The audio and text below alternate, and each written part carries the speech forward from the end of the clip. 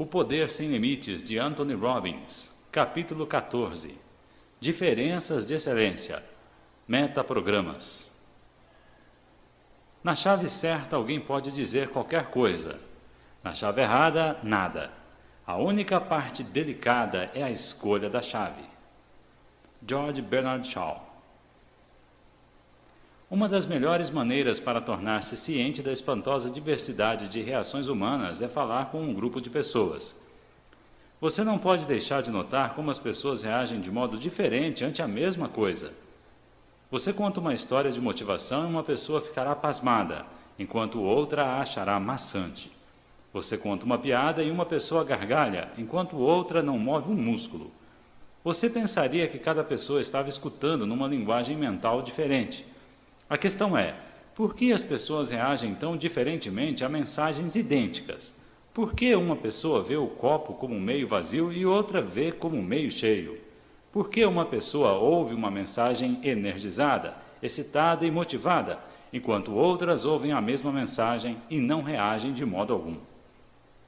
A citação de Shaw é precisamente correta. Se você se dirigir a alguém na chave certa, poderá fazer qualquer coisa. Se se dirigir na chave errada, não poderá fazer nada.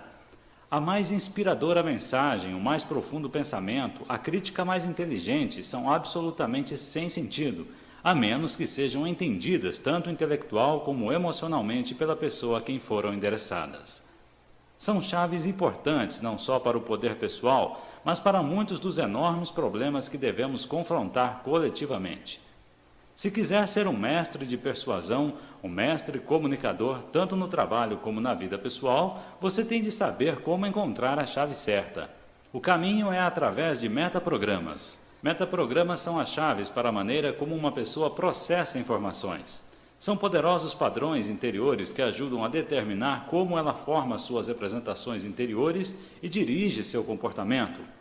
Metaprogramas são os programas ou escolhas interiores que usamos para decidir a quem devemos prestar atenção. Nós distorcemos, cancelamos e generalizamos as informações porque a mente consciente só pode prestar atenção a um certo número delas, num dado tempo. Nosso cérebro processa as informações da mesma forma que um computador. Capta uma quantidade fantástica de dados e os organiza numa configuração que faz sentido para aquela pessoa.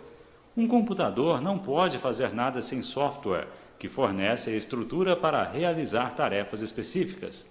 Metaprogramas operam da mesma maneira em nossos cérebros. Eles fornecem a estrutura que governa o que devemos prestar atenção, como damos sentido às nossas experiências e às direções em que elas nos levam. Eles fornecem a base com a qual decidimos se alguma coisa é interessante ou enfadonha, uma bênção ou uma ameaça em potencial. Para se comunicar com um computador, você tem de compreender seu software. Para se comunicar efetivamente com uma pessoa, você tem de compreender seus metaprogramas. As pessoas têm padrões de comportamento e têm padrões pelos quais organizam suas experiências para criar aqueles comportamentos. Somente através do conhecimento daqueles padrões mentais você pode esperar que sua mensagem seja dada, seja para tentar fazer alguém comprar um carro ou para compreender que você realmente a ama. Ainda que as situações possam variar, há uma estrutura consistente de como as pessoas compreendem as coisas e organizam seus pensamentos. O primeiro metaprograma inclui mover-se em direção a alguma coisa ou afastar-se. Todo comportamento humano gira em torno da ânsia de obter prazer ou evitar a dor. Você se afasta de um fósforo aceso a fim de evitar a dor de queimar sua mão. Você se senta e olha um lindo pôr do sol porque sente prazer no glorioso show celestial do dia transformar-se em noite. O mesmo é verdadeiro para ações mais ambíguas. Uma pessoa pode andar quase 2 quilômetros para ir trabalhar porque gosta do exercício. Outra pode andar por ter uma terrível fobia de estar num carro. Uma pessoa pode ler Faulkner, Hemingway ou Fitzgerald porque aprecia sua prosa e discernimento. Ela se move em direção a alguma coisa que lhe dá prazer. Outra pode ler os mesmos escritores porque não quer que as pessoas o julguem estúpida e sem cultura. Não está tanto procurando prazer como evitando a dor. Está se afastando de alguma coisa e não indo na direção dela. Assim como os outros metaprogramas que discutirei, este processo não é um dos absolutos. Todos se movem em direção a alguma coisa e afastam-se de outras. Ninguém reage da mesma maneira a todo e qualquer estímulo, apesar de todos terem um modo dominante, uma forte tendência para um ou outro programa. Algumas pessoas tendem a ser energéticas, são curiosas e expõem-se a riscos. Podem se sentir mais confortáveis movendo-se na direção do que as excita. Outras tendem a ser cautelosas, atentas e protetoras. Veem o mundo como um lugar muito perigoso, preferem tomar medidas que não sejam prejudiciais ou ameaçadoras, as que sejam excitantes. Para descobrir de que modo as pessoas se movem, pergunte-lhes o que querem de um relacionamento, uma casa, um carro, um emprego ou alguma outra coisa. Elas lhe dizem o que querem e o que não querem. O que significa essa informação? Isto significa tudo. Se você é um comerciante vendendo um produto, pode promovê-lo de duas maneiras, pelo que ele faz e pelo que ele não faz. Você pode tentar vender carros enfatizando que são rápidos, macios ou sensuais, ou pode salientar que eles não gastam muita gasolina, não são de manutenção cara e são particularmente seguros em acidentes. A estratégia que você usa deve depender só da estratégia da pessoa com quem está negociando. Use o metaprograma errado com uma pessoa e era melhor que tivesse ficado em casa. Você tenta movê-la em direção a alguma coisa e tudo o que ela quer é encontrar uma boa razão para voltar. Lembre-se, um carro pode andar ao longo de um mesmo caminho para frente ou para trás. Depende da direção em que esteja colocado. O mesmo é verdade para uma base pessoal. Digamos que você queira que seu filho passe mais tempo fazendo o trabalho da escola. Você pode dizer-lhe, é melhor você estudar ou não entrará numa boa faculdade. Ou, olha o Fred, não estudou e foi reprovado na escola, vai passar o resto de sua vida bombando gasolina. É esse tipo de vida que quer para você? Como funcionará essa estratégia? Depende de seu filho. Se ele foi primariamente motivado pelo afastamento, então poderá funcionar bem. Mas se ele se move em direção às coisas, e se ele for motivado por coisas que o excitam, por dirigir-se a coisas que ache atraentes, se é assim que ele reage, você não irá mudar seu comportamento oferecendo-lhe o exemplo de alguma coisa que deu errado. Você pode insistir até ficar roxo, mas está falando na chave errada. Está falando em latim e o garoto entende grego. Está gastando o seu tempo e o dele. De fato, pessoas que vão ao encontro das coisas muitas vezes ficam zangadas ou ressentidas com as que apresentam coisas de que devem ser afastadas. Você motivaria melhor seu filho se dissesse, se você fizer isso, pode escolher qualquer faculdade que queira. O segundo metaprograma trata de estruturas conceituais exteriores e interiores. Pergunte a qualquer pessoa como ela sabe que faz um bom trabalho. Para algumas, a prova vem de fora. O patrão lhe dá um tapinha nas costas e diz que seu trabalho estava ótimo. Você consegue um aumento? Ganha uma grande recompensa? Seu trabalho é notado e aplaudido pelos seus colegas? Quando consegue essa espécie de aprovação exterior, você sabe que seu trabalho é bom. Isso é uma estrutura conceitual exterior. Para outros, a prova vem do interior. Eles simplesmente sabem dentro de si quando trabalham bem. Se você tem uma estrutura conceitual interior, pode projetar um edifício que ganhe todas as espécies de prêmios de arquitetura. Mas se você não sente que o projeto é especial, nenhuma aprovação de fora o convencerá. Reciprocamente, você pode fazer um serviço que tenha uma recepção indiferente por parte de seu patrão e colegas, mas se você sente que é bom trabalho, confiará mais nos próprios instintos do que nos deles. Isso é uma estrutura conceitual interior. Digamos que esteja tentando convencer alguém a assistir um seminário. Você pode dizer, você tem de assistir esse seminário, ele é ótimo. Eu fui a todos e os meus amigos também foram, e todos acharam que foi fora de série e ficaram entusiasmados com ele durante vários dias. Todos disseram que ele mudou suas vidas para melhor. Se a pessoa com quem está falando tiver uma estrutura conceitual exterior, é provável que ele se convença. Se todas aquelas pessoas disseram que é verdade, várias vezes, então ela assumirá que provavelmente é verdade. Mas se ela tiver uma estrutura conceitual interior, você terá muito trabalho para convencê-la, contando-lhe que os outros disseram. Não significa nada para ela se os outros acharam que foi bom. Isso não computa. Você só pode convencê-la apelando para coisas que ela já saiba. Se você lhe disser, lembra-se da série de conferências que assistiu no ano passado? Lembra-se de como disse que foi a experiência mais criteriosa que teve em anos?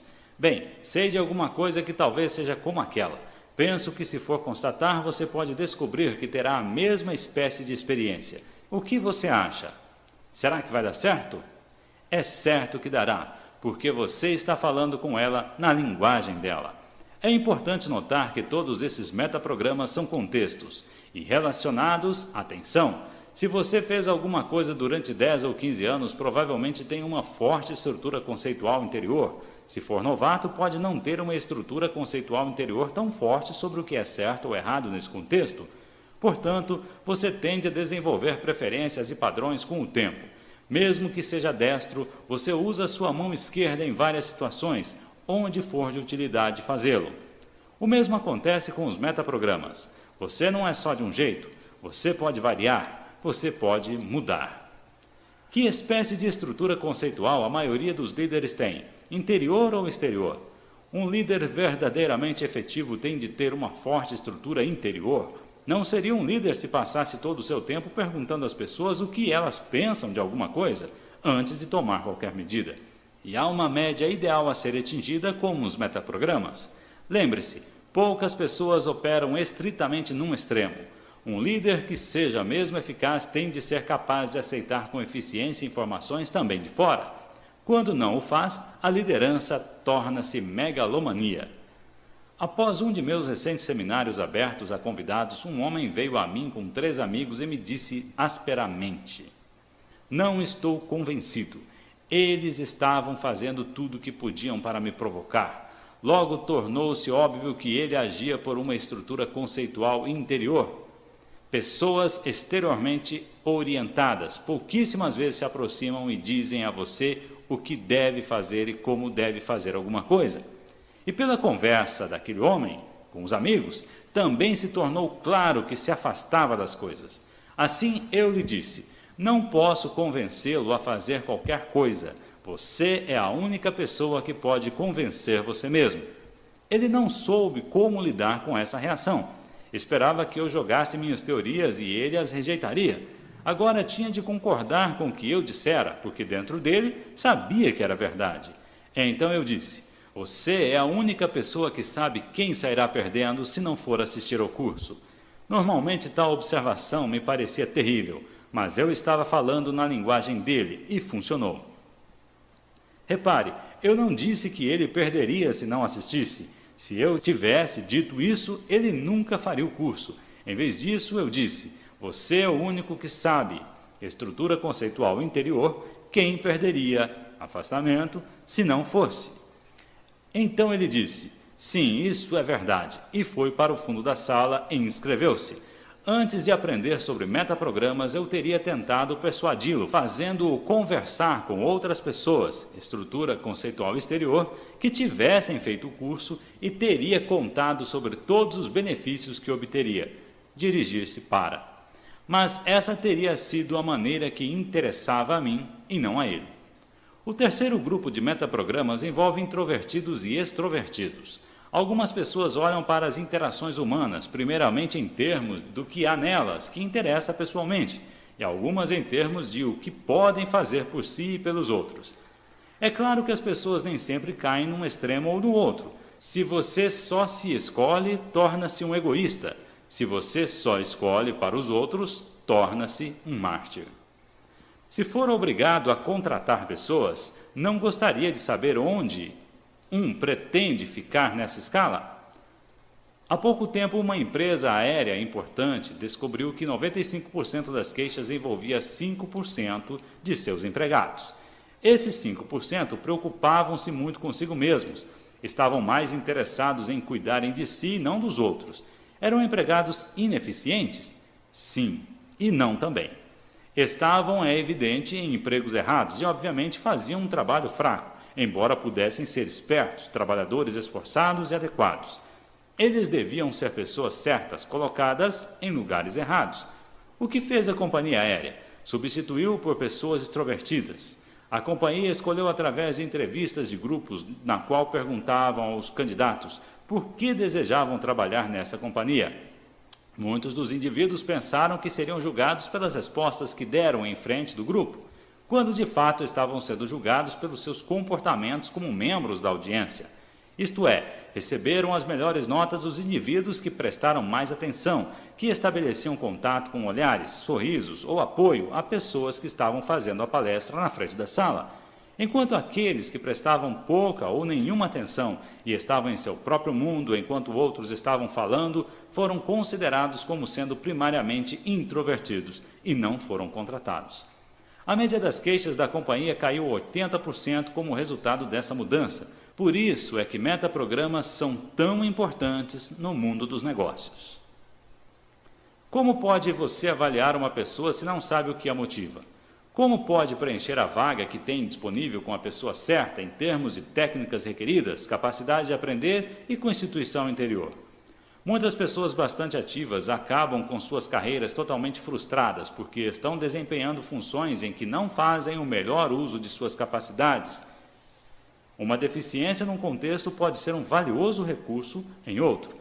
Na área de prestação de serviços, como uma empresa aérea, é óbvio que você precisa de pessoas que se preocupem com os outros. Se você estiver contratando um auditor, deve querer alguém que seja extrovertido. Quantas vezes você já teve de lidar com alguém que o deixou num estado de confusão, porque fez um bom trabalho intelectualmente, mas pobre de emoções? É como um médico que fosse fortemente introvertido. Ele pode ser brilhante para diagnosticar, mas a menos que você sinta que ele se preocupa com você, ele não será totalmente eficiente. De fato, uma pessoa assim teria a probabilidade de ser melhor pesquisador do que clínico. Pôr a pessoa certa no trabalho certo continua sendo um dos maiores problemas nas empresas norte-americanas. Mas é um problema que poderia ser resolvido se as pessoas soubessem como avaliar os meios que os candidatos ao emprego usam para processar informações. Nesse ponto, vale a pena notar que nem todos os metaprogramas foram criados igualmente. Ficam as pessoas em melhor situação movendo-se em direção às coisas do que aquelas que se afastam delas? Talvez. Seria o mundo um lugar melhor se as pessoas se preocupassem mais com os outros e menos consigo mesmas? Provavelmente, mas temos de lidar com a vida como ela é e não da maneira que gostaríamos que fosse. Você pode querer que seu filho mova-se em direção às coisas, mais do que se afaste delas. Se quiser comunicar-se efetivamente com ele, tem de fazer isso de forma que funcione, e não da maneira que você acha que o mundo deve andar. A chave é observar a pessoa o mais cuidadosamente possível, ouvir o que ela diz, que tipo de metáforas ela usa, o que sua fisiologia revela quando ela está atenta ou desinteressada. As pessoas revelam seus metaprogramas numa base consistente e progressiva. Não é preciso um estudo muito atento para perceber quais são as tendências das pessoas ou como estão se classificando no momento. Para determinar se as pessoas se preocupam consigo ou com os outros, veja se prestam atenção às outras pessoas. Elas inclinam-se em direção às pessoas e têm expressões faciais que refletem interesse pelo que os outros estão dizendo? Ou recostam-se e permanecem desinteressadas e não dizem nada? Todos se preocupam consigo mesmos vez por outra. E isso é importante algumas vezes. A chave é o que você faz consistentemente e se seu procedimento de escolha lhe possibilitou alcançar os resultados que queria. O quarto programa de classificação diz respeito a associadores e desassociadores. Quero tentar uma experiência com você. Olhe para essas figuras e diga-me como elas se relacionam entre si. 2 geladeiras e uma pia. Se eu lhe pedisse para descrever a relação entre as figuras, você poderia responder de várias maneiras. Talvez dissesse que todas são retangulares, ou que todas têm 4 lados, ou talvez que há 2 verticais e uma horizontal, ou 2 de pé e uma deitada, ou que nenhuma figura tem exatamente a mesma relação com as outras 2, ou que uma delas é diferente e as outras 2 são iguais. Tenho certeza de que você teria mais descrições. O que está acontecendo? Todas foram descrições da mesma cena, mas foram feitas abordagens completamente diferentes. Assim é com os associadores e desassociadores. Esse metaprograma determina como você escolhe informações para aprender e compreender os outros. Algumas pessoas reagem ao mundo encontrando semelhanças. Elas olham o que têm em comum. Elas são associadoras. Poderá olhar as figuras e dizer, todas são retângulos. Há outro tipo de associadores que encontram exceções dentro da igualdade. São os que diriam, todas são retângulos, mas um deles está deitado e os outros dois estão de pé. Outras pessoas são desassociadoras, pessoas que diferenciam. Há duas espécies delas. Um tipo olha para o mundo e vê como as coisas são diferentes. Ele pode olhar as figuras e dizer que elas são todas diferentes e têm diferentes relações entre si. Não são iguais de forma alguma. O outro tipo de desassociador vê diferenças com exceções. Ele é como o oposto daquele que vê igualdades com exceções. Vê primeiro as diferenças e então acrescentará as coisas que têm em comum. Para determinar se uma pessoa é um associador ou um desassociador, pergunte-lhe sobre a relação entre qualquer conjunto de objetos ou situações e repare se ele focaliza primeiro as semelhanças ou as diferenças. Pode imaginar o que acontece quando um associador de semelhanças encontra-se com um desassociador de diferenças? Quando um diz que todos são iguais, o outro diz, não, não são todos diferentes. O raciocínio da pessoa que acha sempre semelhanças dirá que são duas geladeiras, que são dois retângulos e que estão na posição vertical. O das pessoas que acham que tudo é diferente diria que são duas geladeiras e uma pia, e que uma não tem nada a ver com a outra. Portanto, quem está certo? É claro que ambos estão. Tudo depende da percepção da pessoa. No entanto, os desassociadores muitas vezes têm dificuldade em criar harmonia com as pessoas, por estarem sempre criando diferenças. Eles podem desenvolver harmonia com mais facilidade com outros desassociadores. Por que é importante compreender essas distinções? Vou dar um exemplo no meu trabalho. Tenho 5 sócios e todos, menos um, são associadores. Na maioria das vezes isso é extraordinário. Somos parecidos, portanto gostamos uns dos outros. Pensamos da mesma maneira e vemos as mesmas coisas e em nossas reuniões podemos alcançar uma maravilhosa sinergia. Todos falamos e apresentamos ideias e todos parecemos ficar cada vez melhor, porque estamos nos igualando uns aos outros, vendo o que os outros estão vendo, construindo com seus critérios, nos tornando mais e mais entusiasmados. Isso até o nosso desassociador falar. Sem falhar, ele vê as coisas de forma diferente de nós. Enquanto vemos como as coisas se juntam, ele vê a maneira como elas não se juntam. Enquanto ficamos entusiasmados e queremos ir em frente, ele pula e nos diz que não vai dar certo. Senta-se então como um baque em um tronco e não presta atenção ao que vemos e, em vez disso, vê toda espécie de problemas com os quais não queremos nos preocupar. Nós queremos divagar em nossa nuvem mental. Ele quer os pés no chão e diz, assim? É sobre isso? E sobre aquilo? Ele é uma pessoa difícil? Pode apostar que sim. É um sócio valioso? Com certeza. O que precisamos fazer é usá-lo no processo de planejamento na hora certa. Não queremos criando casos com detalhes e arruinando nossa inspiração. A sinergia que conseguimos planejando juntos é mais valiosa do que suas minúcias naquela hora. Depois que nos acalmamos, precisamos então desesperadamente de alguém que veja as falhas, as incongruências, que veja como as coisas não se encaixam, como não combinam. Essa é a função que ele desempenha e muitas vezes nos salva de nós mesmos. Os desassociadores são minoria. As generalizações oferecidas pela avaliação mostram que cerca de 35% das pessoas entrevistadas eram desassociadoras. Se você for um desassociador, provavelmente dirá que as avaliações não são exatas. No entanto, os desassociadores são muito valiosos porque tendem a ver o que o resto de nós não vê. Não são, em geral, as almas da inspiração poética. Muitas vezes, mesmo quando ficam excitados, começam a desassociar e encontram uma maneira de perder o interesse.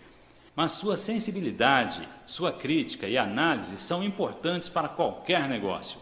Pense no fracasso de um negócio titânico como o filme Portal do Paraíso. Se você pudesse olhar atrás das cenas, poderia ter encontrado um grupo de associadores criativos com estruturas conceituais interiores, todos movendo-se em direção à meta e não olhando para nada do qual precisassem se afastar.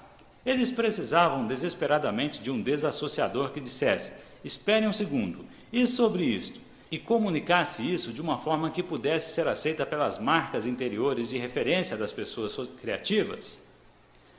Os hábitos de associar e desassociar são extremamente importantes porque podem ser aplicados de muitas formas, até mesmo na nutrição. Associadores extremos muitas vezes podem acabar comendo alimentos que são maus para eles, porque querem que a comida seja sempre a mesma. Eles não iriam querer uma maçã ou uma ameixa. Há uma variedade muito grande de maturação, textura, sabores, tempo de conservação e várias outras variáveis. Em vez disso, eles podem comer muita comida enlatada, porque estas não mudam. Pode ser comida pouco apetitosa, mas satisfaz a alma imutável de um associador. Se você tem um negócio que requer o mesmo serviço repetitivo ano após ano, quereria contratar uma pessoa que faz distinções? É claro que não. Você quer contratar uma pessoa que seja uniforme, e ela ficará feliz, muito feliz em tal serviço, enquanto você precisar dela.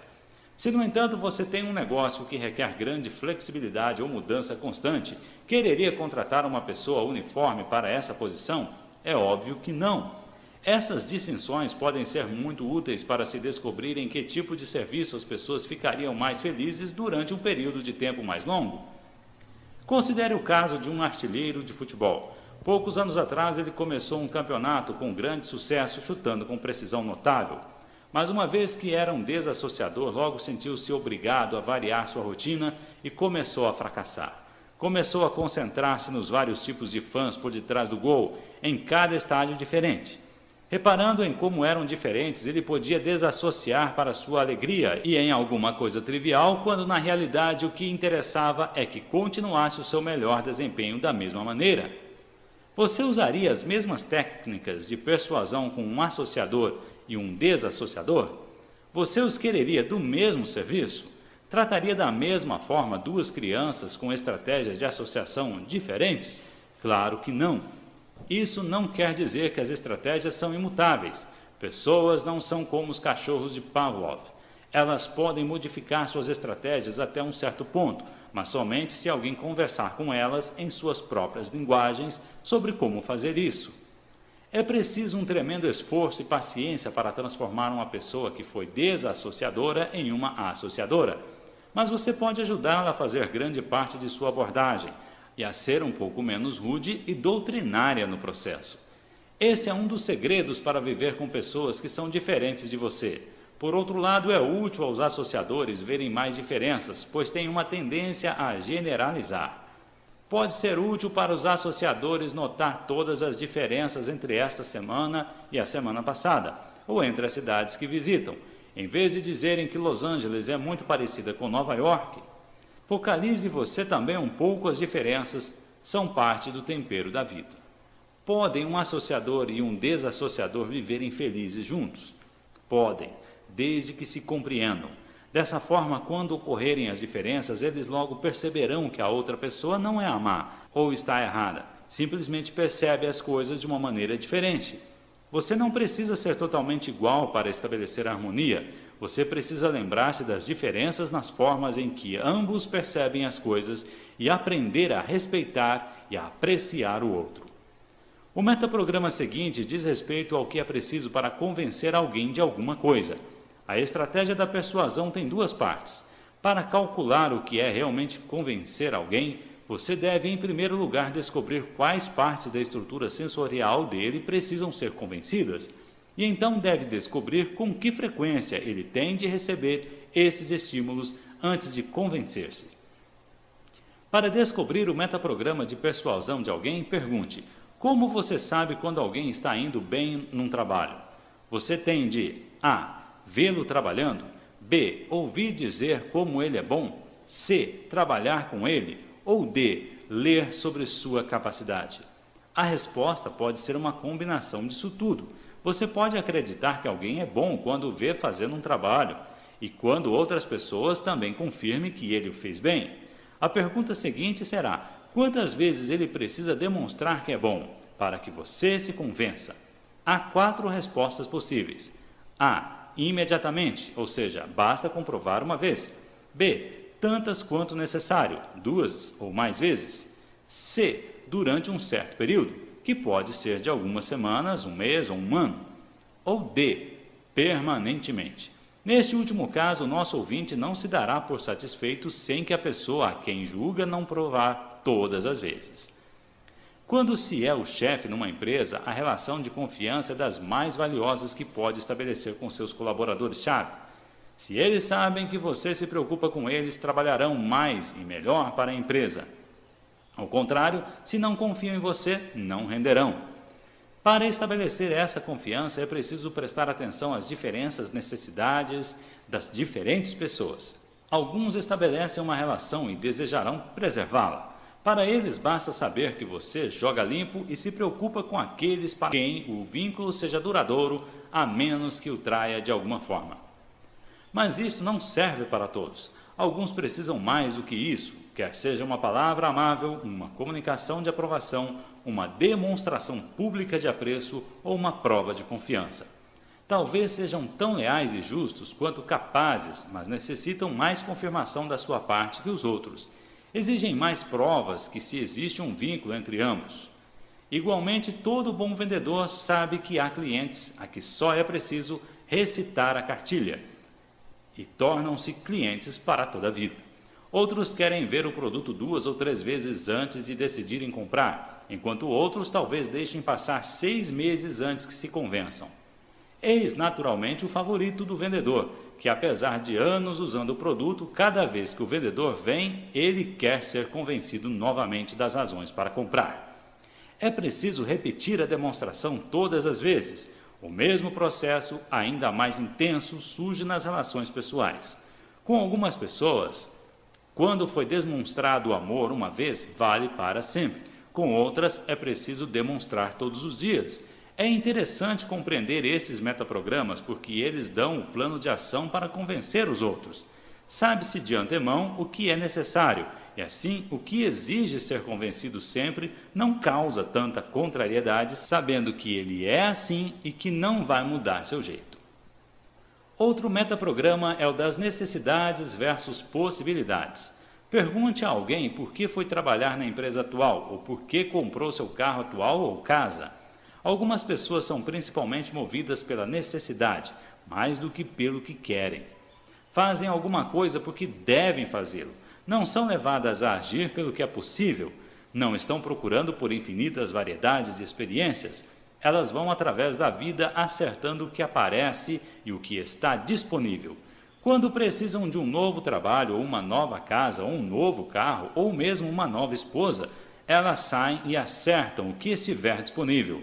Outras são motivadas pela procura de possibilidades. São menos motivadas pelo que já têm do que pelo que querem fazer.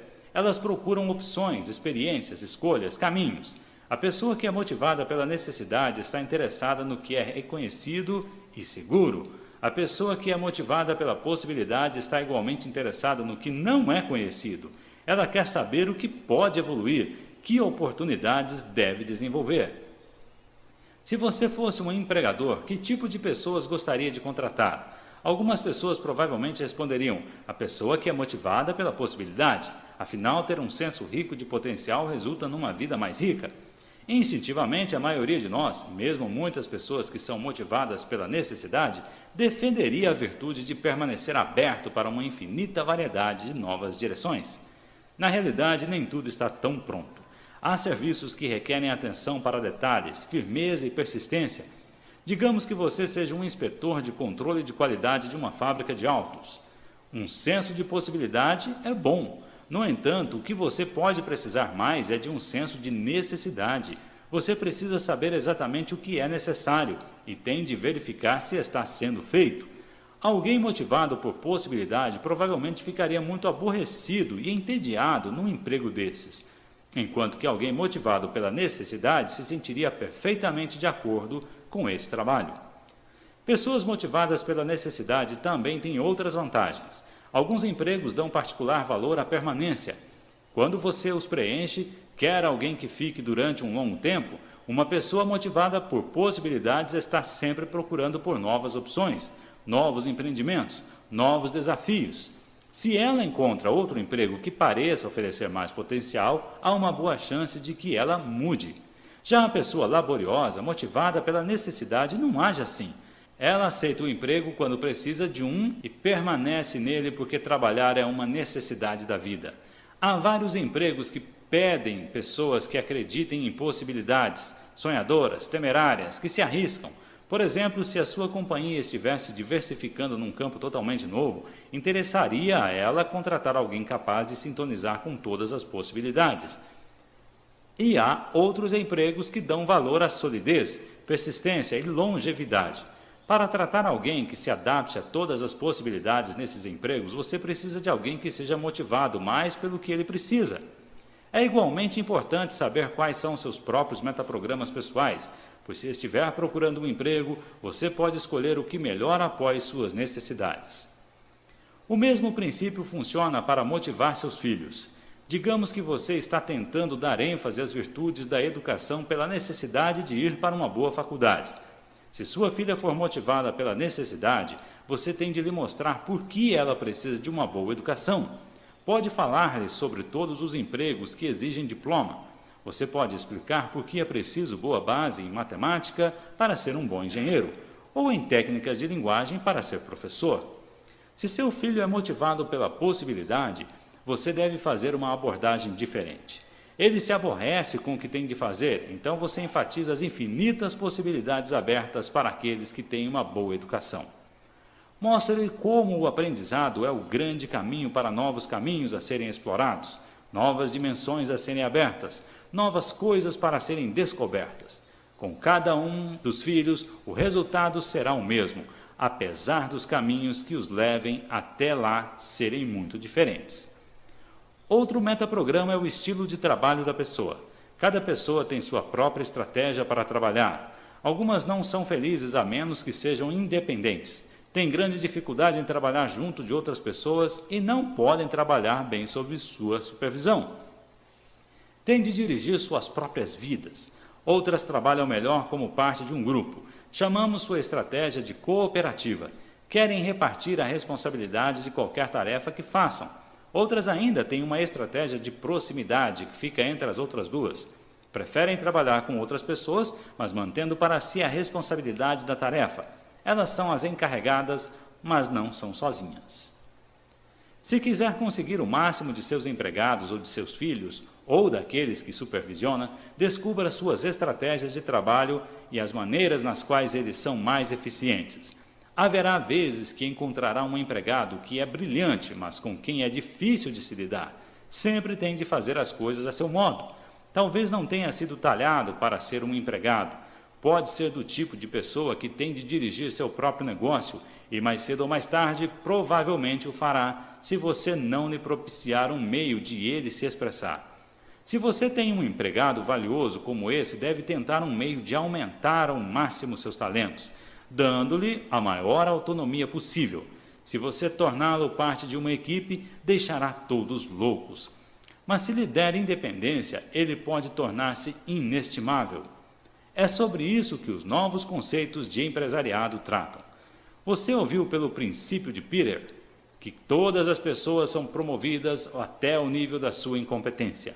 Uma das razões para que isso aconteça é que os empregadores são sempre insensíveis às estratégias de trabalho de seus empregados. Há pessoas que trabalham melhor num ambiente de cooperação. Elas têm sucesso com grande quantidade de feedback e interação humana. Você as recompensaria pelo bom trabalho colocando-as à testa de algum novo empreendimento autônomo? Não se quiser fazer uso de seus melhores talentos. Isso não significa que você deva manter a pessoa no mesmo nível. Significa, porém, que você deve dar promoções e novas experiências de maneira que elas possam utilizar seus melhores talentos e não os piores. Do mesmo modo, muitas pessoas com estratégias de proximidade querem ser parte de uma equipe, mas precisam fazer seu próprio serviço sozinhas. Em qualquer estrutura há utilidade para todas as três estratégias. A chave é ter a sutileza de saber como as pessoas trabalham melhor e então encontrar uma tarefa na qual permitam realizar-se. Aqui está um exercício para fazer hoje. Ao terminar este capítulo, tente detectar os metaprogramas dos outros. Pergunte a eles: o que você busca em uma relação? Uma casa, um carro, uma carreira? Como sabe quando atingiu o seu sucesso?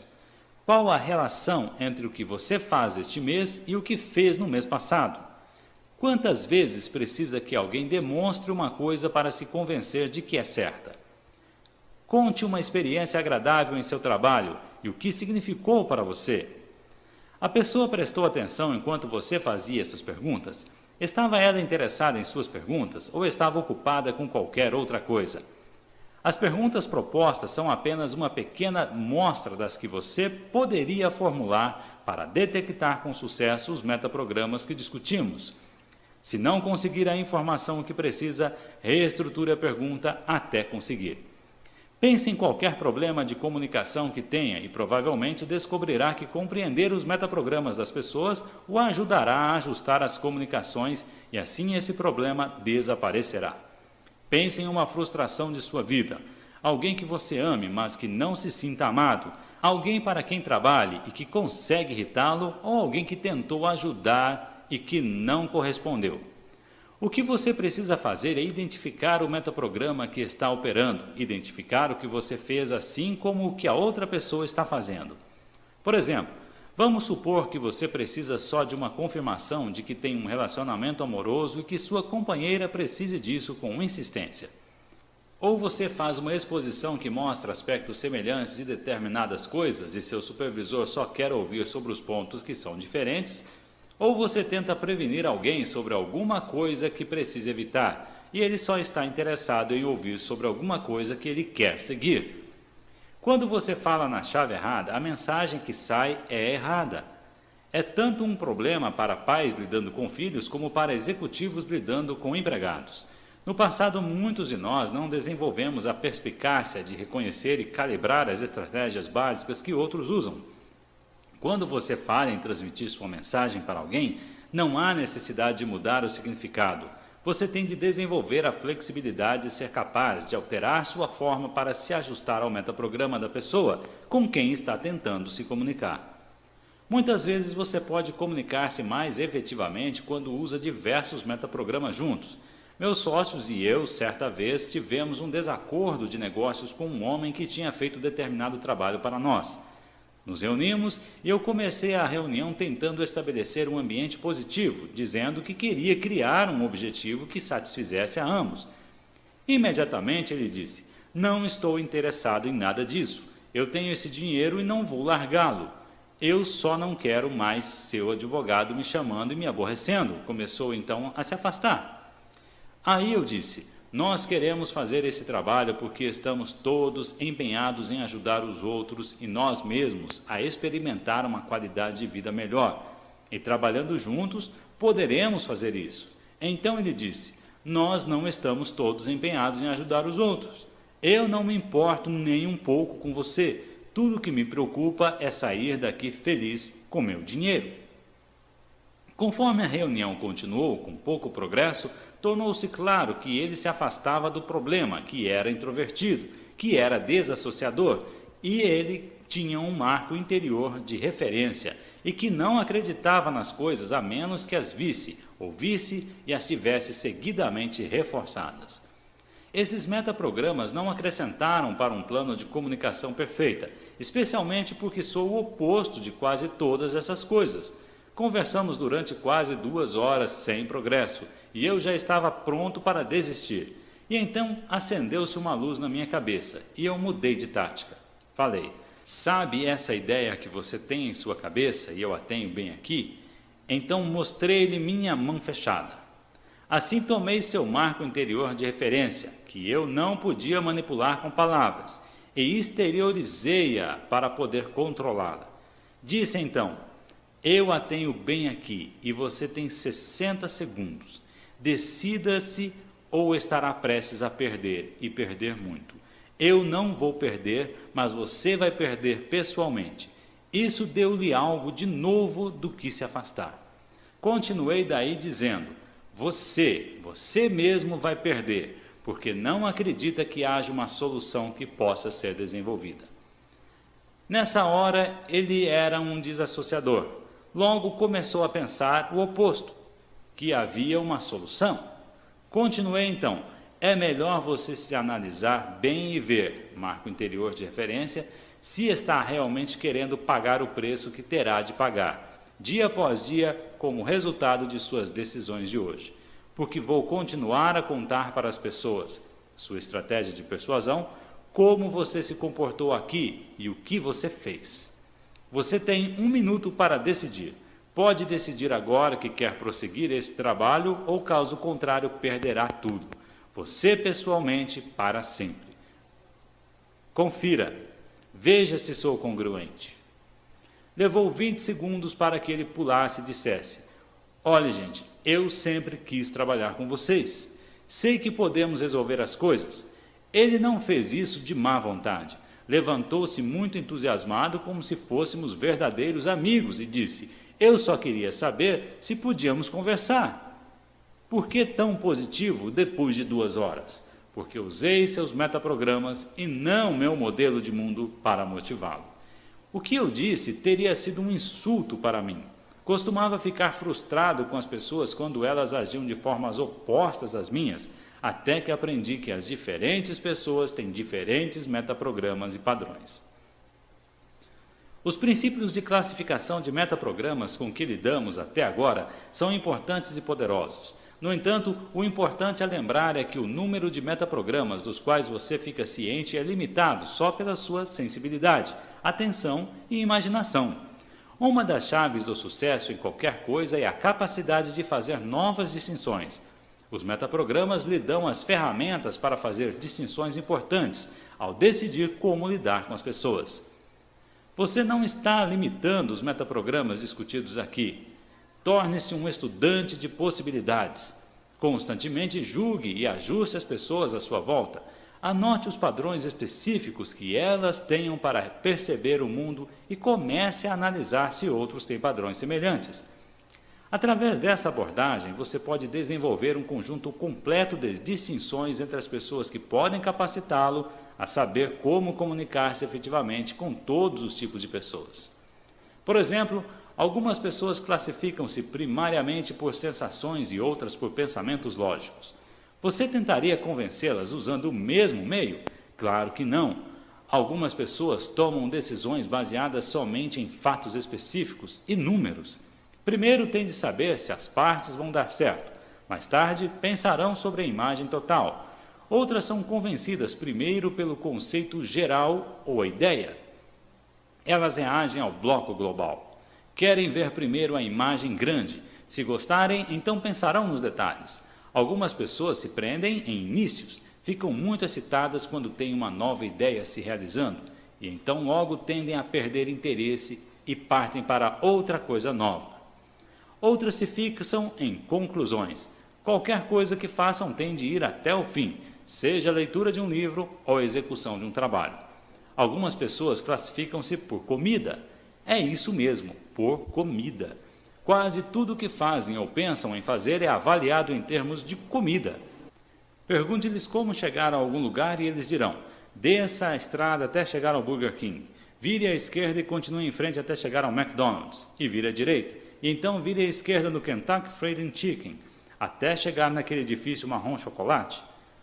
Pergunte sobre um cinema a quem tenha ido e imediatamente eles começam a lhes dizer como está ruim o serviço de lanches. Pergunte sobre um casamento e eles lhe contarão sobre o bolo. Uma pessoa que primariamente é extrovertida falará muito mais sobre as pessoas que estavam no casamento ou os personagens do filme. Uma pessoa que se classifica primariamente por atividades falará sobre o que aconteceu no casamento e o que aconteceu no filme e assim por diante. A outra coisa que um empreendimento de metaprogramas estabelece é um modelo de equilíbrio. Todos nós seguimos uma ou outra estratégia para usar os metaprogramas.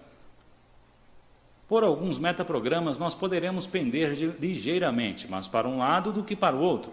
Por outros poderemos balançar fortemente para uma estratégia em vez de outra, mas não há nada que não possa ser mudado em qualquer dessas estratégias.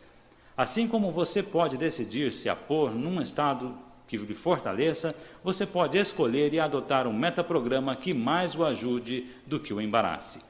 O que o metaprograma faz é dizer a seu cérebro o que cancelar. Assim, se, por exemplo, você estiver avançando, você está cancelando as coisas para afastar-se.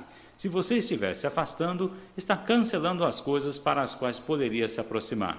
Para mudar seus metaprogramas, tudo o que tem a fazer é tornar-se consciente das coisas que você normalmente cancela e começar a concentrar sua atenção nelas. Não cometa o engano de confundir-se com seus comportamentos ou fazer o mesmo com outra pessoa. Você diz, eu conheço o Joey, ele faz isso, isso e isso também. Bem, você não conhece o Joey, você o conhece através de seu comportamento, mas ele não é o comportamento dele, assim como você não é o seu. Se você for alguém que tende a se afastar de qualquer coisa, talvez esse seja seu padrão de comportamento. Se você não gosta dele, pode mudá-lo. De fato, não há desculpa para que não o mude.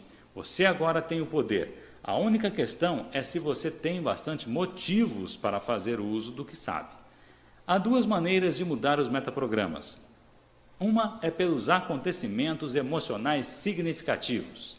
Se você vê seus pais constantemente se afastando das coisas, sem serem capazes de atingir como resultado os seus potenciais completos, isso pode influenciá-lo na maneira como avança ou se afasta.